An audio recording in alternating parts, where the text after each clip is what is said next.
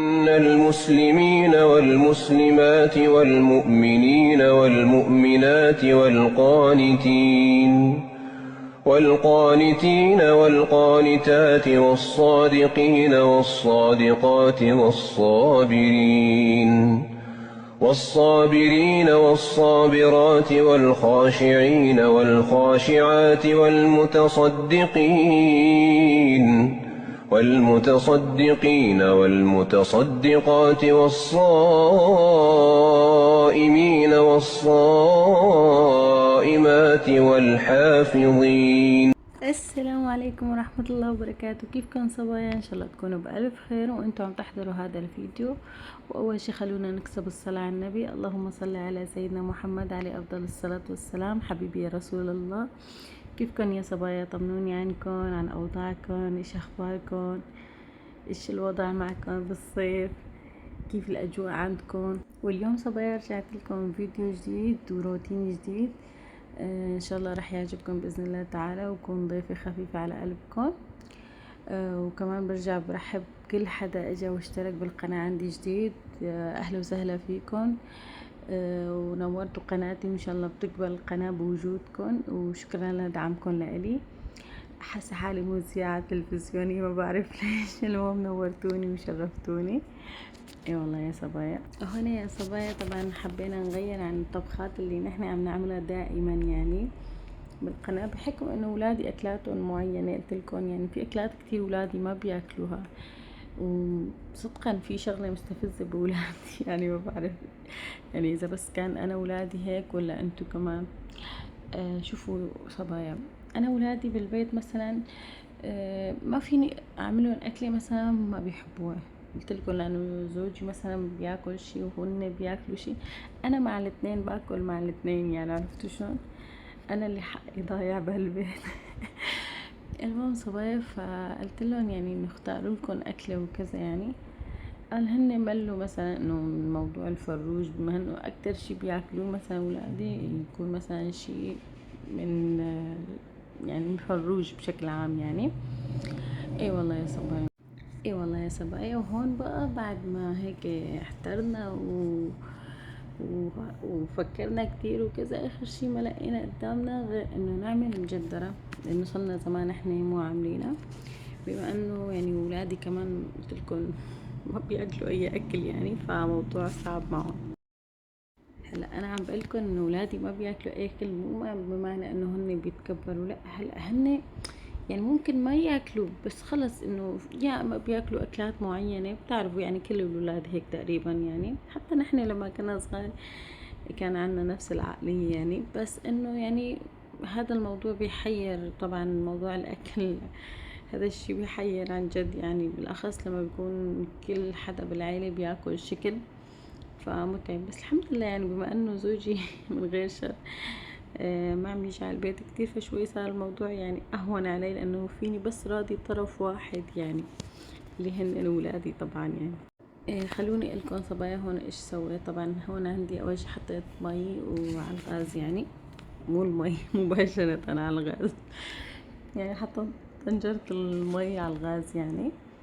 وبعدين بس بلشت المي تغلي يعني، ضفت عليهم العدس، وبس بلش العدس هيك ينسلق يعني نص سلقة خلينا نقول. عندي هون الرز بغسله يعني كمان هيك كم وش يعني، وبعدين بضيفه على العدس، وبضيف شوية ملح ومكعب ماجي. انا بضيف عليه مكعب ماجي، هذا الشيء اختياري لكم اذا انتم ما بدكم تضيفوا، بس انا بحب نكهته، بس ما بكتر يعني، مكعب واحد بكفي. وضفت الملح. وهون صبايا لكم على شغله، انا اول مره بتعدي علي هي التجربه. هلا انا بعرف انه السمنه بتجمد، زيت الزيتون الاصلي بيجمد ايه، اما الزيت زيت شو بيقولوا له، زيت الطبخ او زيت الذرة وهيك يعني. انا اول مرة بشوف انه الزيت الاصلي ما بيجمد، اللي هو الزيت الاصلي نحن بنقول له زيت الزيتون يعني. انه ما بيجمد، والزيت الثاني بيجمد يعني. في لخبطة بالاعدادات، ما بعرف كيف يعني، لا تسألوني. فهون عم بحاول احط على الطنجرة يعني على المجدرة انه الزيت، يعني شوية زيت بحط معه او سمنة المتوفر عندكم يعني. فانا الصراحة ما كان عندي سمنة، فجبت احط الزيت يعني. هلا لاني يعني معباية، بس انه شلون بدي اقلكم صبايا يعني ما عم بتنزل زيت. انه انا مستغربة، اقول يا الله ليش طيب هيك ما بعرف. المهم لما جيت قلي البصل بقى عم بطلع زيت الزيتون يعني، فورا هيك مانو لا مجمد ولا شي. استغربت قلت يا الله عيوني فيهم شي ولا الاعدادات غلط. اي والله يا صبايا الحمد لله رب العالمين. المهم غطيت عليه هون، وهون بلشت بقى بالسلطة. اول شي فرمت الخيار وبعد منه البندورة والبقدونس. طبعا هاي السلطة يعني اجباري جنب المجدرة، يعني المجدرة لازم سلطة. فعملت له هيك جات يعني سلطة، والحمد لله يعني ما بات عنا. هي السلطة الوحيدة اللي ما كنت بيت، طبعا اذا في مجدرة. مع اني المجدرة شوفوا لكم صبايا يعني عندي عدم توازن هالفترة. فوقت اللي جيت حطيت عيرت العدس وكذا، فما بعرف وين كان مخي او كذا وانا مشغلة الكاميرا. فجيت فتحت كيس الرز. انا بالعادة بحط نص كيلو رز. صبايا فتحت الكيس وهيك كل الكيس فضيته بالمصفاية يعني. كيلو رز. وين مخي وين عقلي ما بعرف. بلشت اغسل فيه. بعد ما غسلت فيه اطلع يا الله كيلو رز. ليش ايش في يصير بالدنيا؟ يعني انا ولادي نص كيلو رز، يعني هذا بيكون كتير لانه بس انه هن بيحبوا المجدرة.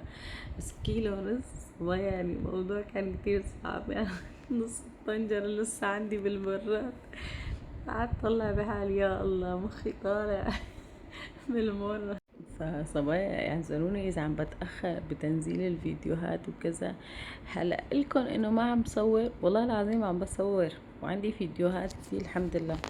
بس المشكلة يعني ما بعرف ما شلون بدي اقلكن، مخي مشوش ما بعرف يعني. بريد اعمل شغلة تانية يعني هيك بالقناة، يعني انه يعني شو بدي اقولكم ما بدي اياكم تملوا. هلا هو انا روتيني هذا هو، يعني انا ما بطلع كتير برا البيت مثلا.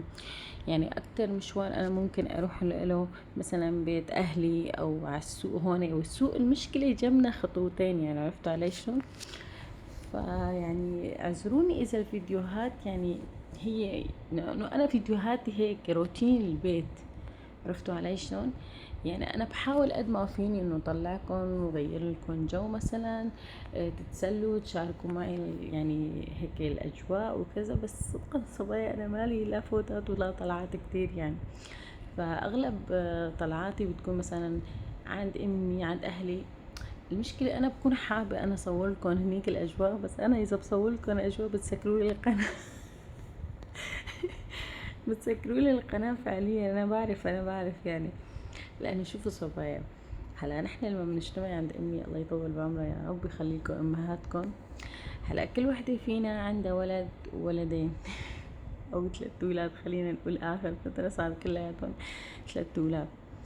لما بنجتمع صبايا ونحن الحمد لله رب العالمين يعني 10 اولاد، وكل ولد جايب مرته و3 اولاد. يعني احسبوهم انتو بقى لما بيجتمعوا ايش بصير بالبيت. يعني ما بدي اقلكن يعني على المعاناة اللي بنعيشها. وبالاخص صبايا يعني انه نحن بالنهاية قاعدين بيوت اجار. ف يعني رح نطفش الجيران او الجيران رح تطفش منا او تطفشنا نحن يعني.